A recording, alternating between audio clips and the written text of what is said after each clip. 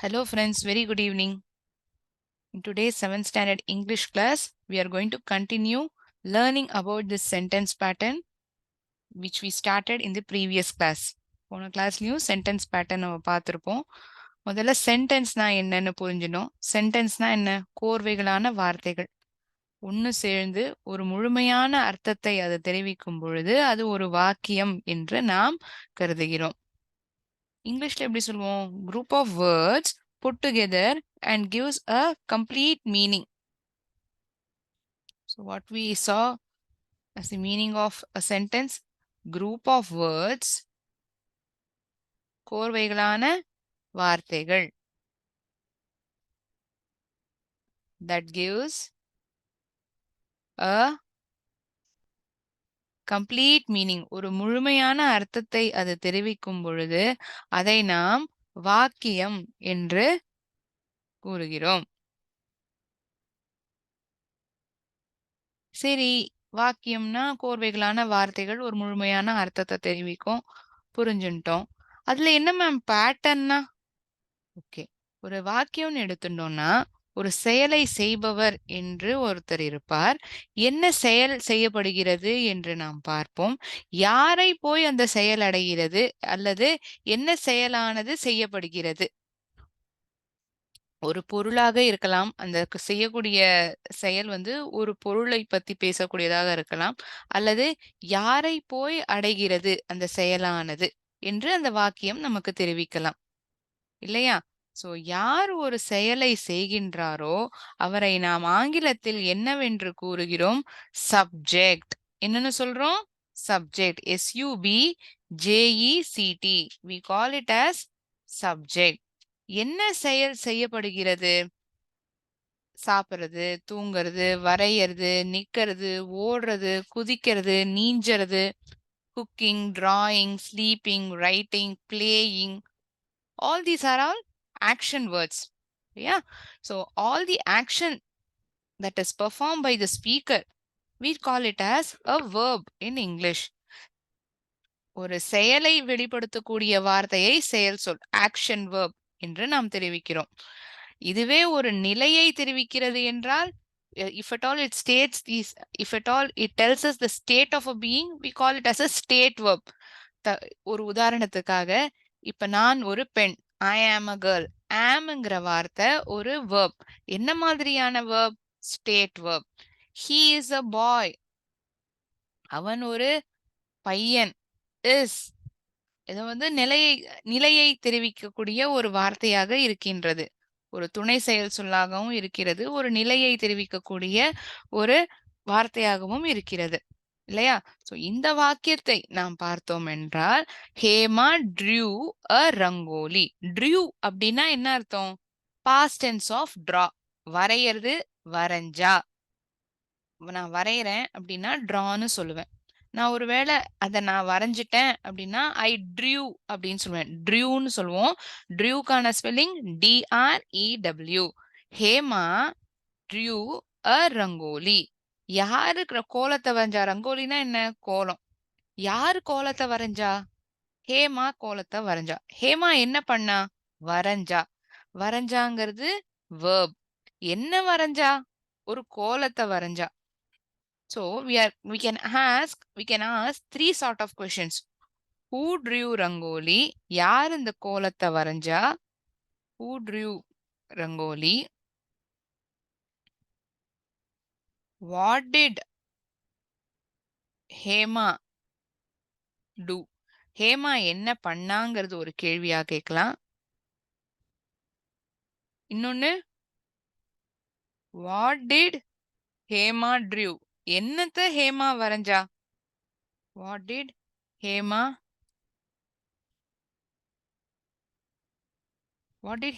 draw? Hema drew. When you are answering, you use the past tense. Hema drew a rangoli. இங்க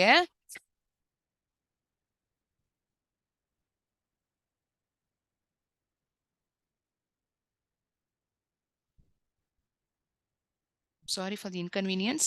Just a moment. Who drew rangoli? யாரு கோலத்தை வரைஞ்சா? இதுக்கான பதில் நம்ம என்ன சொல்லுவோம்? ஹேமா drew a ரங்கோலி அப்படின்னு சொல்லுவோம். Who drew? ஹேமா drew. யாரு? It is answering the question who is doing the task, who is performing the action. யா என்ன என்ன செயலை ஹேமா பண்ணா? What did Hema do? Hema என்ன பண்ணா? What did Hema do? How will you ask it as a question? What did Hema do? Hema என்னத்த வரைஞ்சா? What did Hema draw? Hema drew a rangoli. We can ask for a given sentence three sort of questions to ask the subject who is the doer of an action, what is the subject doing, what is the action that the subject is performing, what did the subject do. இங்க இந்த செயலானது என்ன செயல் செய்யப்பட்டது? கோலம் வரையப்பட்டது. Who is to identify the subject?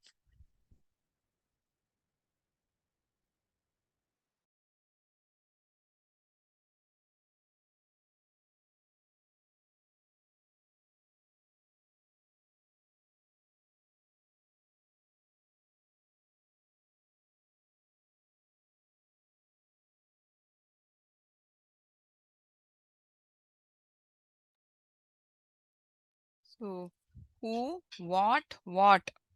So when it is an object, to ask the object what the object is, we use again the question tag as what. என்ன செயலானது செய்யப்பட்டது என்று கேள்வியாக கேட்பதற்கும் what என்ற வார்த்தையை உபயோகிக்கின்றோம். who யாரு செயலை செய்பவரை நாம் கண்டுபிடிப்பதற்காக உபயோகிக்கின்ற கேள்வி வார்த்தை who யாரு. So Hema drew a rangoli. In this, subject is Hema, drew is verb, rangoli is object. So drew is verb, rangoli is object. கோலம் என்பது ஒரு ஆப்ஜெக்ட் இந்த வாக்கியத்தை பொறுத்த வரைக்கும். ஹேமா ட்ரியூ உங்கிறது கூட ஒரு வாக்கியமாக இருக்கலாம். அந்த சென்டென்ஸ் பேட்டர்ன் என்னவா இருந்திருக்கும்? Subject verb pattern. இந்த சென்டென்ஸோடைய பேட்டர்ன் என்ன? Subject verb object. இதுதான் இந்த சென்டென்ஸினுடைய பேட்டர்ன். இது என்ன ஆப்ஜெக்ட் நம்ம சொல்றோம்? Direct object. என்ன ஒரு விஷயம் செய்யப்படுகின்றது என்று நேரடியாக தெரிவிக்கப்படுகிறது. அதனால் இதை direct object. As of now, we will consider it as SVO. Okay. They prepared lunch. அவர்கள் உணவை மதிய உணவை தயாரித்தார்கள். They prepared lunch. யாரு தயாரித்தா? Who prepared lunch? They prepared lunch would be the answer. What did they do? They prepared lunch. What did they prepare? என்ன அவர்கள் தயாரித்தார்கள்? I'm sorry. My first question would be who prepared lunch? யார் உணவை தயாரித்தார்?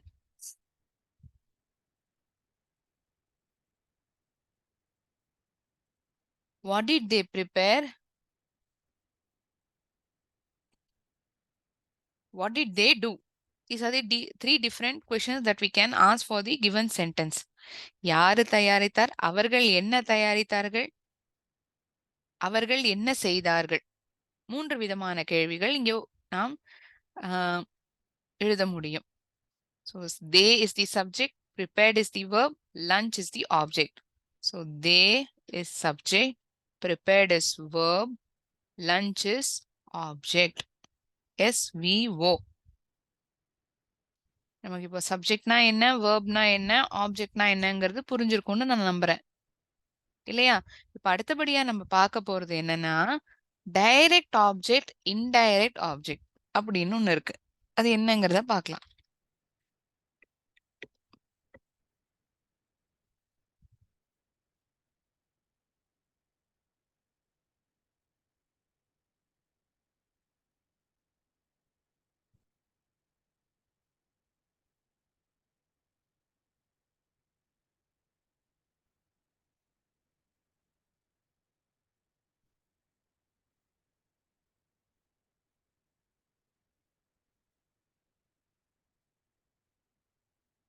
So, as I told in the last class, subject may consist of noun or pronoun. Verb may consist of action verb,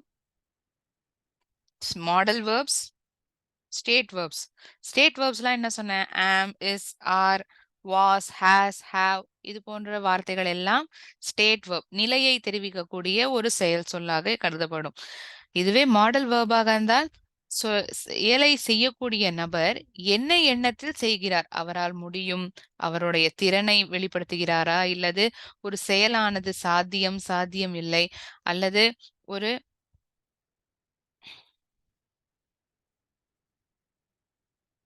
வாய்ப்பு உள்ளதா, வாய்ப்பில்லையா, probability இது போன்ற விஷயத்தை அது தெரிவிக்கும் பொழுது அது மாடல் வேர்ப் என்று நாம் சொல்வோம். ஆக்ஷன் வேர்ப் என்றால் நேரடியாக என்ன செய்யப்படுகின்றது? வரைகிறது, படிக்கிறது, எழுதுறது. These are all action verbs. Yeah. So now we look into the sentence pattern wherein object as in direct object, indirect object is clearly explained. Object. So two types of objects are there. Direct object, indirect object.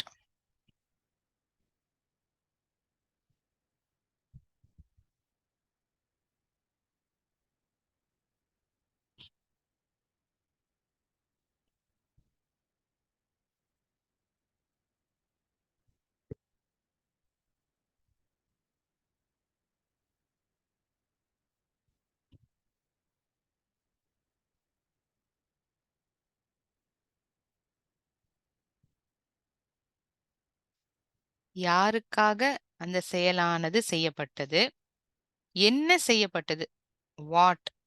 இந்த 2 கேள்விகளும் direct ஆப்ஜெக்ட்டிற்கு what என்ற கேள்வியும், indirect object whom என்ற கேள்விக்கும் கொடுக்கப்படும். ஒரு உதாரணத்தை பார்த்தால் நமக்கு தெளிவாக புரிந்து கொள்ள முடியும்.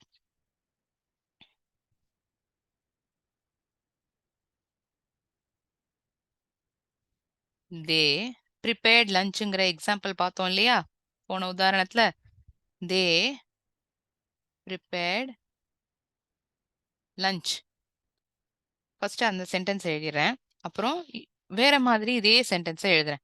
அவர்கள் உணவை எங்களுக்காக தயாரித்தார்கள். தே prepared us lunch. அவர்கள் எங்களுக்கு உணவை தயாரித்தார்கள். தே prepared us lunch. தே prepared lunch. அவர்கள் உணவை தயாரித்தார்கள்.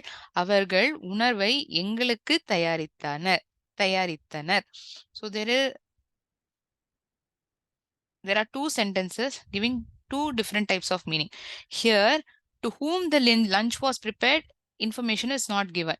Whereas in the second sentence, we are given information for whom the lunch is being prepared. Yeah.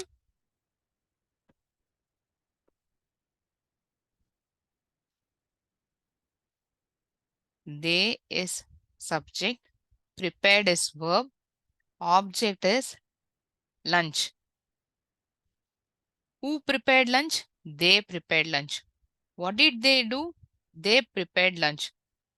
What did they prepare? They prepared lunch. So same sentence, but we are asking three different type of questions to identify subject, verb, object. Subject என்ற செயலை யார் செய்கிறார்? செயலானது என்ன செய்யப்படுகின்றது? என்ன செயல் செய்யப்படுகின்றது? என்று 3 விதமான கேள்விகள் கேட்கப்படுகின்றது. ஒவ்வொன்றையும் பதிலளிப்பதற்காக. இரண்டாவது வாக்கியம் நாம் பார்த்தோம் என்றால், அவர்கள் தயாரித்தனர். அவர்கள் எங்களுக்கு உணவை தயாரித்தனர். இதுதான் இந்த வாக்கியத்துடைய அர்த்தமா இருக்கு. ஸோ சப்ஜெக்ட், வேர்ப், லஞ்சுங்கிறது என்ன மேம்? அஸ்ஸுங்கிறது இங்க எப்படி நம்ம கேட்டகரைஸ் பண்ணுவோம்? லஞ்சுங்கிறது டைரக்ட் ஆப்ஜெக்ட். என்னது? என்ன தயாரிக்கப்படுகின்றது? What is being prepared? என்ன தயாரிக்கப்படுகின்றது? வாட் என்ன? இந்த சென்டென்ஸ் வந்து தே ப்ரிப்பேர்ட் லஞ்ச்னு சொன்னோம்னா வாட் டிட் தே ப்ரிப்பேர்னு கேட்டிருப்போமா? What will you ask? What did they prepare? What did they prepare? அவர்கள் என்ன தயாரித்தனர்? ஒருவேளை அஸ் என்ற வார்த்தை இங்க இல்லாம இருந்தால். இப்பொழுது நான் என்ன சொன்னேன்? நான் என்ன சொன்னேன்? அஸ்ங்கிற வார்த்தையும் சேர்க்கப்படுறதுன்னு சொன்னேன். whom did they prepare lunchன்னு கேட்கலாமா?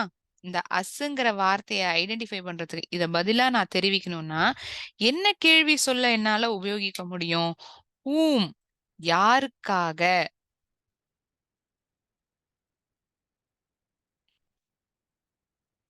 they prepared lunch.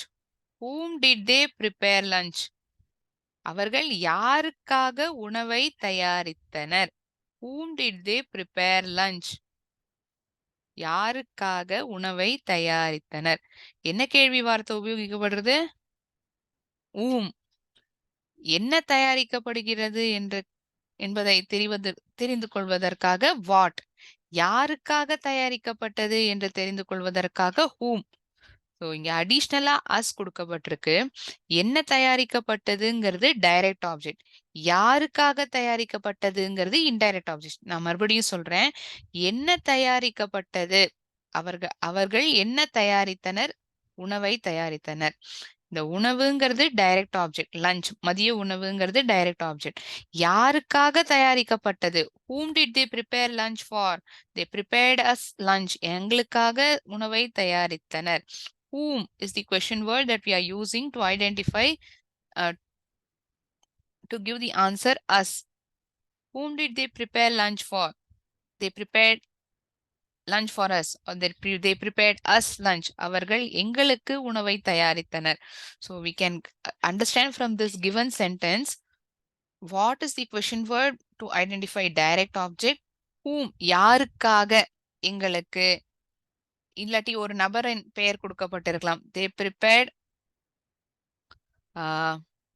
lunch for Geetha. கீதாவிற்காக உணவை தயாரித்தனர். கீதா என்ற வார்த்தை தான் இன்டைரக்ட் ஆப்ஜெக்ட். ஓகே, உணவு அந்த இடத்திலும் டைரக்ட் ஆப்ஜெக்டாவே இருந்துவிடும். இன்னொரு உதாரணம் பார்த்தால் நமக்கு இன்னும் தெளிவாக புரிந்து கொள்ள முடியும். இப்போ நம்ம பார்க்கறது என்ன மாதிரியான வாக்கியங்கள்னா டைரக்ட் ஆப்ஜெக்டும் இருக்கு, இன்டைரக்ட் ஆப்ஜெக்டும் இருக்கு. என்ன பொருளானது செய்யப்பட்டுள்ளது என்று தெரிந்து கொள்வதற்காக வாட் என்ற கேள்வி சொல்லை உபயோகிக்கிறோம். யாருக்காக செய்யப்பட்டுகிறது? யாருக்காக ஒரு செயலானது செய்யப்படுகிறது என்று தெரிந்து கொள்வதற்காக whom என்ற வார்த்தை உபயோகிக்கப்படுகிறது. I gave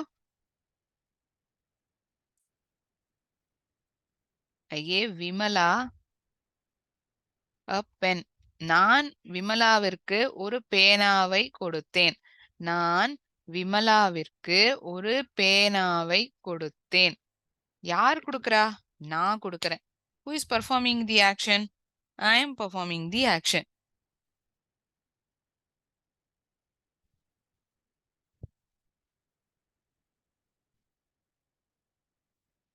Who is giving pen?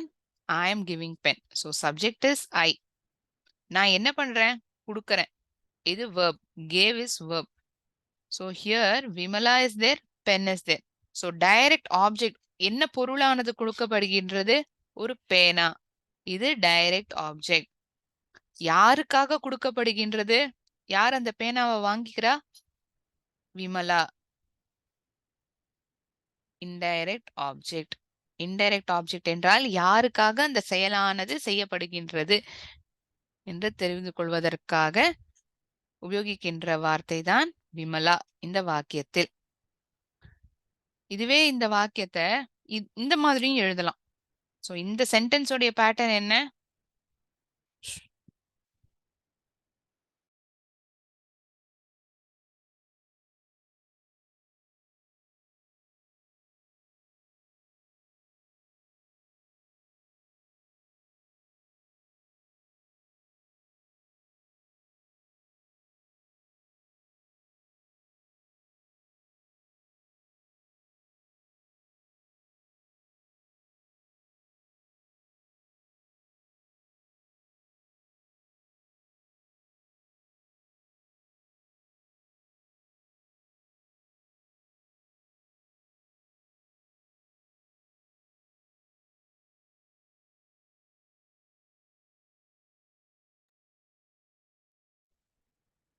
SVIODO.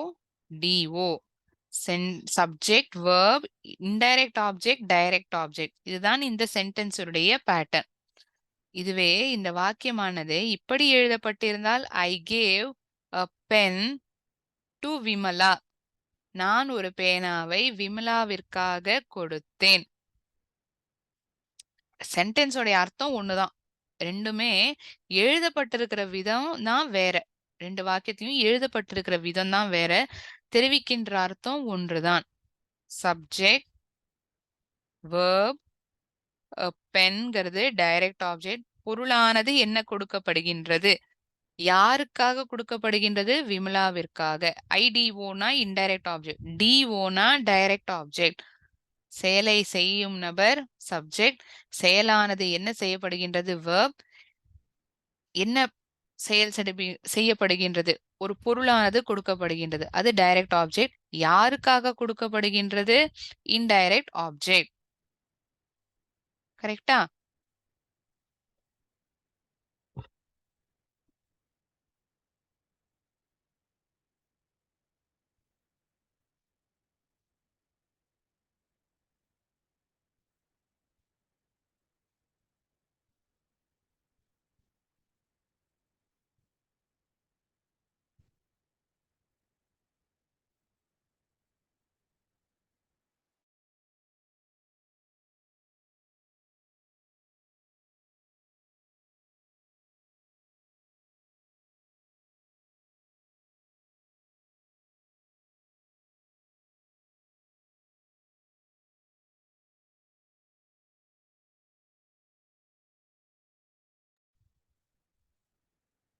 I hope you would have also written along with me.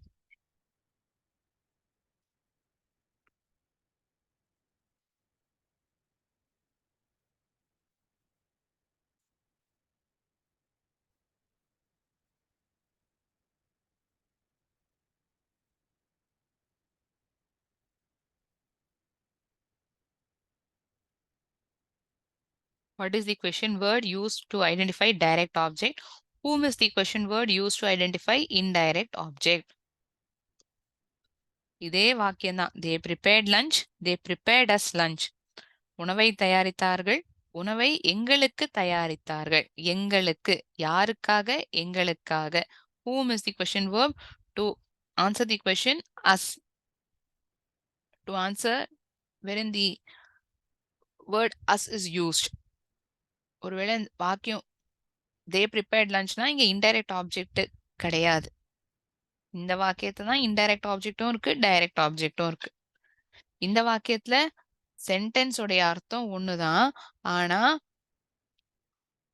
Direct object முதல்ல வந்து இன்டைரக்ட் ஆப்ஜெக்ட் வந்து இரண்டாம் இடத்தில் வந்திருக்கிறது. இந்த வாக்கியத்தில் முதலேயே இன்டைரக்ட் ஆப்ஜெக்ட் வந்து விட்டது இந்த வாக்கியத்தில். பிறகு டைரக்ட் ஆப்ஜெக்ட் ஆனது வந்துள்ளது. கரெக்டா?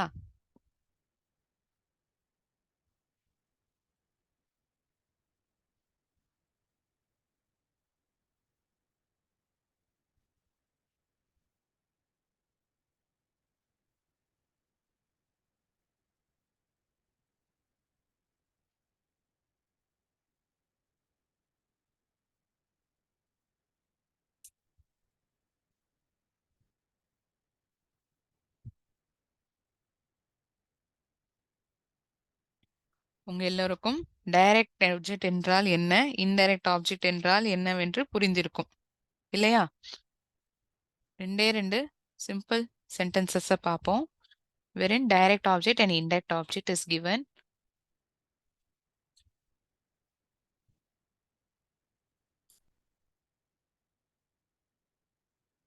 She bought her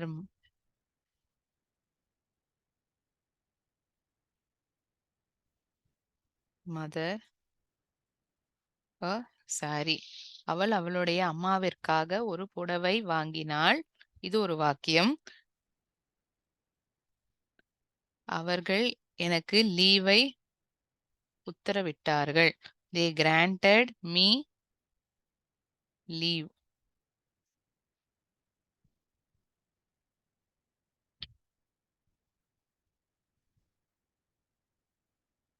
She is subject. யார் வாங்குறா? அவ வாங்குறா. அவ என்ன பண்றா? அவ வாங்குறா. இது verb. யாருக்காக வாங்கப்படுகிறது என்பதான என்பது என்ற கேள்விக்கான பதில்தான் her mother. Indirect object. என்ன வாங்கப்படுகின்றது? ஒரு புடவை. அது டைரக்ட் ஆப்ஜெக்ட். டிஓ. டிஓனா டைரக்ட் ஆப்ஜெக்ட், ஐடிஓனா இன்டைரக்ட் ஆப்ஜெக்ட். அவர்கள் எங்களுக்கு லீவை கொடுத்தனர். அதாவது they granted me a leave. ஒத்துக்கொண்டனர். தே யார் ஒத்துண்டா? அவ. தே இஸ் தி சப்ஜெக்ட். என்ன பண்ணா? granted verb. யாருக்கு கொடுத்தா? எனக்கு கொடுத்தா. Indirect object. என்ன கொடுத்தா? லீவு கொடுத்தா. So இது டைரக்ட் ஆப்ஜெக்ட். கரெக்டா? Shall we play a game pertaining to this direct and indirect object and see whether you have understood it well or not?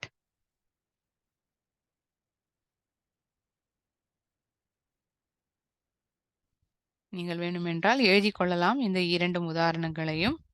She bought her mother a saree என்பது முதல் உதாரணம்.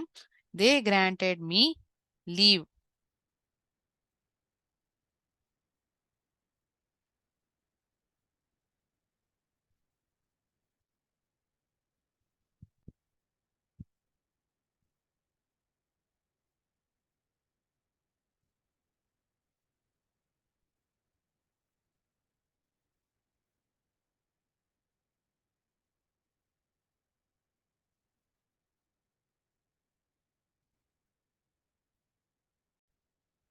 Direct and indirect object. Question என்னங்கிறத பார்ப்போம். அதுக்கு இந்த மாதிரி பதில் தேர்ந்தெடுக்கணும்.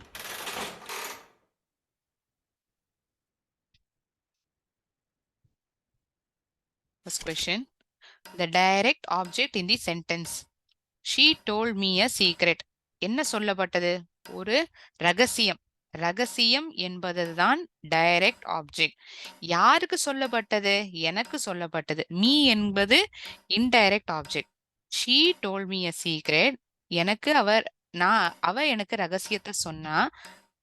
சோ இங்க வந்து ரகசியம் என்பதுதான் டைரக்ட் ஆப்ஜெக்ட். நீங்களும் கண்டுபிடித்திருந்தால் சரியான பதில். ஒரு கார்ட் கேம் மாதிரி இருக்கு இல்லையா? The indirect object in the sentence is I sent the producer a letter. நான் ப்ரொடியூசருக்கு ஒரு கடிதம் அனுப்பினேன். யார் அனுப்புறா? நான் அனுப்புறேன். நான் என்ன பண்றேன்? அனுப்புறேன். அனுப்புறேங்கிறது செயல் சொல். யாருக்கு அனுப்புறேன்? ப்ரொடியூசருக்கு. யாருக்காக செயல் செய்யப்படுகிறது? ப்ரொடியூசருக்காக. சோ அதுதானே இன்டைரக்ட் ஆப்ஜெக்ட். என்ன அனுப்பப்படுகிறது? ஒரு கடிதம். கடிதம் என்பது direct object. So producer is the indirect object. One last question. The indirect object in the sentence is மறுபடியும் indirect object இந்த கேள்விதான் கேட்கப்பட்டுள்ளது. யாருக்காக செயலானது செய்யப்பட்டுள்ளது? She cooked us dinner. அவள் உணவை எங்களுக்கு தயாரித்தார். இரவு உணவை. யாருக்காக தயாரித்தார்? எங்களுக்காக. us. usங்கிறது indirect object. dinnerங்கிறது direct object. நீங்கள் இந்த 3 கேள்விகளையும் சரியாக கண்டுபிடித்திருந்தால் நீங்கள் டைரக்ட் ஆப்ஜெக்ட், இன்டைரக்ட் ஆப்ஜெக்ட் என்ன என்று புரிந்து கொண்டீர்கள் என்று நான் நினைத்துக் கொள்வேன்.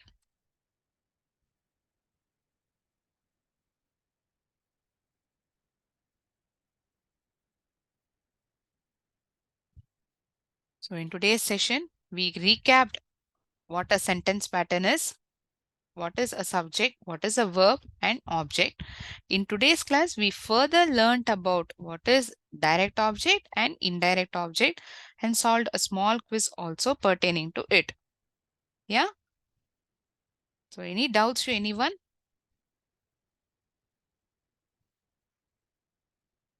Okay.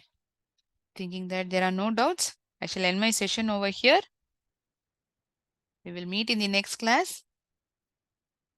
Thank you so much all of you. நன்றி, வணக்கம்.